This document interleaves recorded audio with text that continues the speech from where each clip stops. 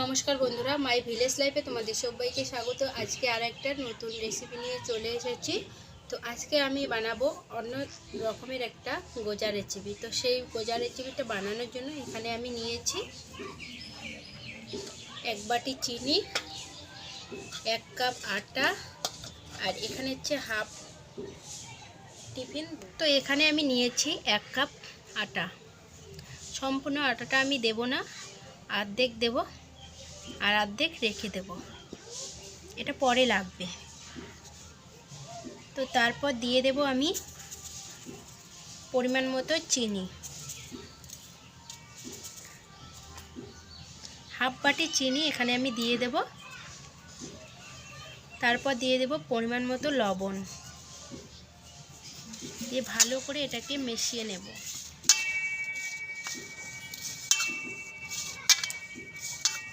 তো এখন এর মধ্যে আমি দুধ দিয়ে অল্প অল্প করে দুধ দিয়ে আমি এভাবে মেখে নেব।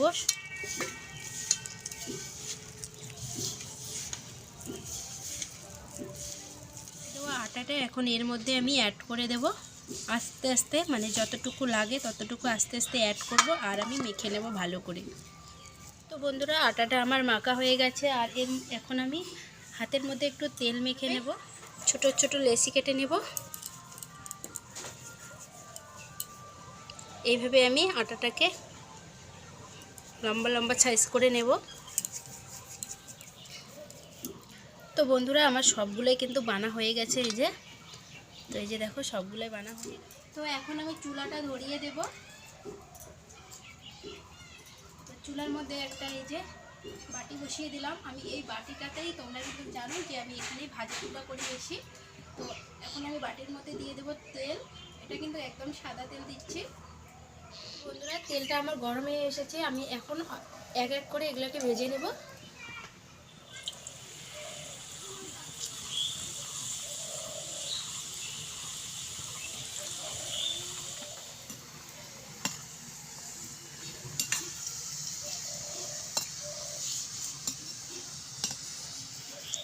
তো বন্ধুরা, এটা কিন্তু আমার ভাজা প্রায় হয়ে গেছে, লাল লাল হয়ে গেছে। তো আমার ভাজা হয়ে গেছে। এটাকে এখন আমি এইভাবে নামিয়ে নেব। বাকিগুলোকেও আমি এক এক করে ভেজে নেব।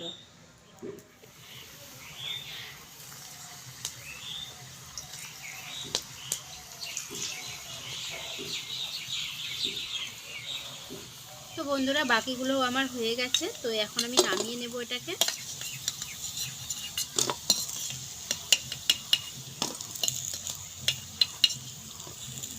এখন আমি তেলটাকে নামিয়ে রাখবো। তো বন্ধুরা, আমার গোজাগুলো ভাজা শেষ। এখন আমি একটা ডাবু বসিয়ে দিচ্ছি। এর মধ্যে দিয়ে দিচ্ছি হাফ বাটির অল্প কম চিনি। এর মধ্যে দিয়ে দিচ্ছি এখন পরিমাণ মতো জল। বেশি জল দেব না, যেহেতু আমি ঝোল করব না, তো সেই কারণে কিন্তু আমি শিরাটাকে কখনোই করব না। চিনিটাকে আমি শুকান শুকান করে গলে নেব। তো বন্ধুরা, এর মধ্যে আমি গোজাগুলোকে এখন দিয়ে দেবো। দিয়ে ভালো করে এভাবে নেড়ে চেড়ে নেব। একদম রসটাকে আমি কিন্তু একদম শিরা রাখবো না, শিরাটাকে একদম আমি শুকিয়ে নেব।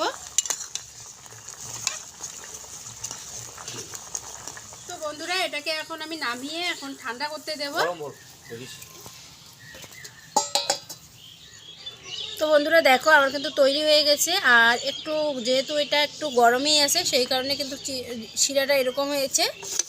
যখনই ঠান্ডা হয়ে যাবে তখনই কিন্তু গোজার মতো উপরে চিনিগুলো লেগে থাকবে। তো বন্ধুরা, তৈরি হয়ে গেল আমার গোজা মিষ্টি রেসিপি। তো কেমন হয়েছে অবশ্যই কমেন্টে জানাবে। আর যদি ভালো লাগে তো লাইক কমেন্ট শেয়ার করবে। আর চ্যানেলের নতুন বন্ধু হলে চ্যানেলটাকে সাবস্ক্রাইব করে পাশে থাকবে। সবাই ভালো থাকবে, সুস্থ থাকবে। আগামীকাল আর একটা নতুন রান্নার সাথে আসবো। ততক্ষণের জন্য টাটা।